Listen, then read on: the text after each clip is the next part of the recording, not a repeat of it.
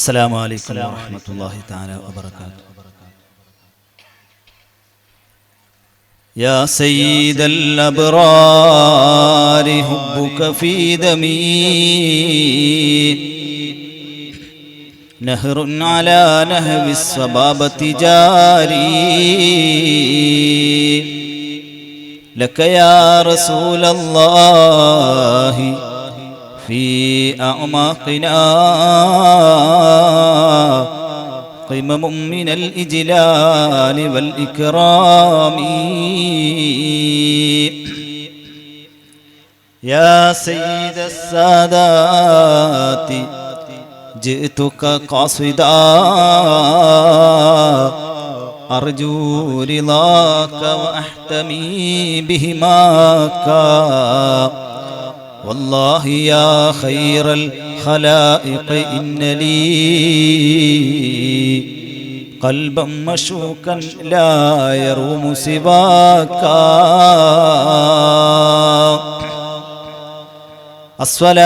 الصلاة والسلام عليك يا سيدي يا رسول الله. الصلاة والسلام عليك يا سيدي يا حبيب الله. ألف الألف نظاما مدهي على العالي عال أول السطور بسم الله بدأ القال قال الله لا إله إلا الله لا إله إلا الله لا إله إلا الله محمد رسول الله. أحمد الله مسليا مسلما على أحمد والآل والأصحاب من للآل آل الله. لا إله إلا الله لا إله إلا الله لا إله إلا الله محمد رسول الله. ഈ സ്റ്റേജിലെ അലങ്കാരവും ചമൽക്കാരവുമായ സയ്യിദന്മാർ, പണ്ഡിതന്മാർ, മറ്റു രാഷ്ട്രീയ, സാമൂഹിക, സാംസ്കാരിക നേതാക്കൾ, ഈ മോർല ഇഫാഇയ്യ മസ്ജിദിന്റെ പ്രഗൽഭരായ കമ്മിറ്റി ഭാരവാഹികൾ, നാട്ടുകാർ, ഉമ്മപെങ്ങന്മാർ, ഈ അസുരഭ മുക്ത മുഹൂർത്തത്തിൽ ഒരു സാരസമ്പൂർണമായ പ്രസംഗത്തിന്റെ വേദിയല്ല. നമ്മളെല്ലാവരും ബഹുമാനപ്പെട്ട സയ്യിദ് സുഹൈൽ അൽ ഹിഷാമി തങ്ങളുടെ പ്രാർത്ഥനയോടുകൂടെ ഈ പരിപാടി തുടക്കം കുറിച്ചു.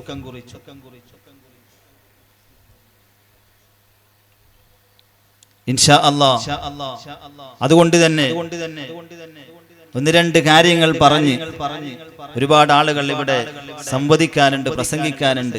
അവസാനം സയ്യിദ് മുത്തന്നൂർ തങ്ങളുടെ ഭക്തി നിർഭരമായ പ്രാർത്ഥനയും നമ്മളെല്ലാവരും കാത്തു നിൽക്കുകയാണ്. അൽഹംദുലില്ലാഹ്. ഈ നാട്ടിനെ കുറിച്ച് പറയുമ്പോൾ വളരെ ദീനിയായ രൂപത്തിൽ, എല്ലാ രൂപത്തിലും, പള്ളിയിലും മദ്രസയിലും എല്ലാ കാര്യത്തിലും ഒരുപടി മുന്നോട്ട് സഹായിക്കുന്ന, സഹകരിക്കുന്ന, പ്രവർത്തിക്കുന്ന നാട്ടുകാരാണ്, ഉമ്മമാരാണ്. അല്ലാഹു സുബ്ഹാനഹു വ തആല ഈ നാട്ടുകാർക്ക് വലിയ ബറക്കത്ത് അല്ലാഹു നൽകി അനുഗ്രഹിക്കുമാറാവട്ടെ.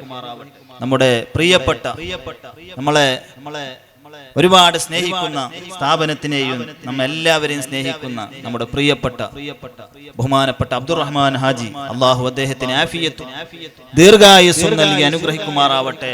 ഈ നാട്ടിൽ നിന്ന് മരിച്ചുപോയ നമ്മുടെ പ്രിയപ്പെട്ട മോർല അബ്ദുൽ ഹാജി അടക്കം ഒരുപാട് നേതാക്കൾ, അള്ളാഹു അവരുടെ ദറജകളെല്ലാം ഏറ്റിക്കൊടുക്കുമാറാവട്ടെ. വലിയ എസ് കെ അബ്ദുൽ ഖാദർ ഹാജി, അതുപോലെ തന്നെ NS അബ്ദുൽ കരീം ഹാജി തുടങ്ങി ഒരുപാട് നേതാക്കൾ വന്നു. ഇനിയും ഒരുപാട് ആളുകൾ വരാനുണ്ട്. അള്ളാഹു എല്ലാവർക്കും ബഹുമാനപ്പെട്ട ദിഫാഇ തങ്ങളെ സിയാറത്ത് ചെയ്യാൻ അള്ളാഹു ഈ മജ്ലിസ് കാരണമാക്കി തെരുമാറാവട്ടെ. നമ്മളെല്ലാവരും ആ ഉദ്ദേശത്തിൽ ഇരിക്കണം ഇൻഷാ അല്ലാഹ്. മഹാന്മാരായ ആളുകളെ സിയാറത്ത് ചെയ്താൽ എന്താണ് ലഭിക്കുക എന്ന് ചോദിച്ചാൽ അവർ കൈപിടിച്ച് സ്വർഗത്തിലേക്ക് ആനയിക്കും എന്നുള്ളതാണ്. ചില ആളുകൾ സിയാറത്തിന് പോകുന്ന ആളുകളുണ്ട്. അപ്പൊ ചില ആളുകൾക്ക് അതൊരു സിയാറത്തുകാരനാണ് എന്ന് ഒരു നെഗറ്റീവ് രൂപത്തിൽ പറയാറുണ്ട്.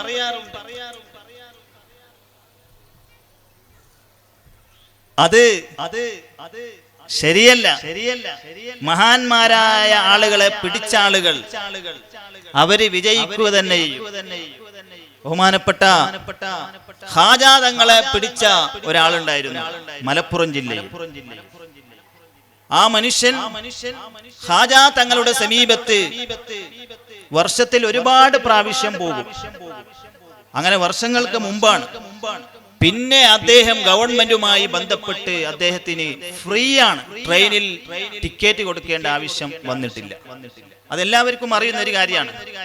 കറാമത്ത് പറയല്ല, അതുള്ള കാര്യമാണ്. കാരണം മഹാന്മാരെ അത്രയും ഖാജാ തങ്ങളോട് അഭേദ്യമായ ബന്ധമുള്ള ആളുകളാണ്.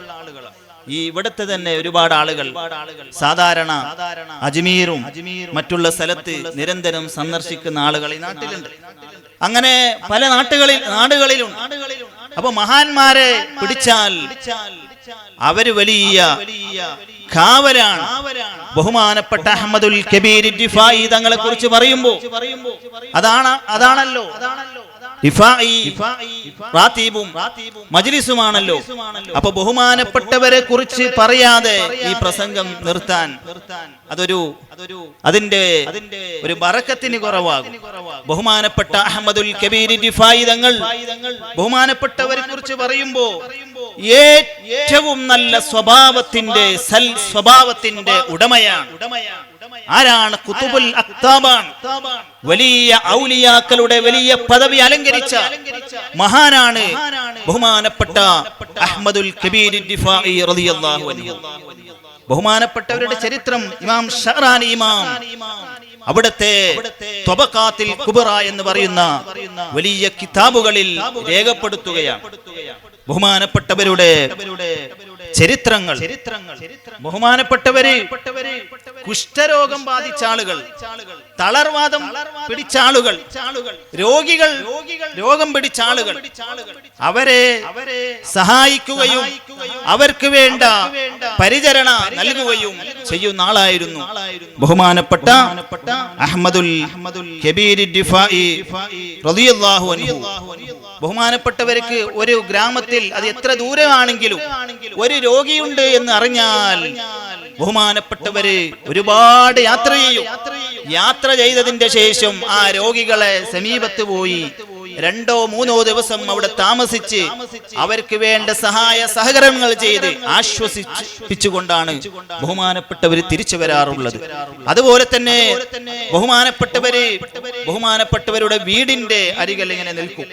എന്നിട്ട് അവിടെ അന്ധന്മാര് കണ്ണു കാണാത്ത ആളുകൾ പോകുന്നുണ്ടോ അങ്ങനെ നോക്കി അവരുടെ കയ്യും പിടിച്ചുകൊണ്ട് അവരുടെ ഉദ്ദേശ സ്ഥലത്തേക്ക് എത്തിച്ചു കൊടുക്കുകയാണ് ബഹുമാനപ്പെട്ട അഹ്മദുൽ കബീർ ദിഫാഇ തങ്ങൾ.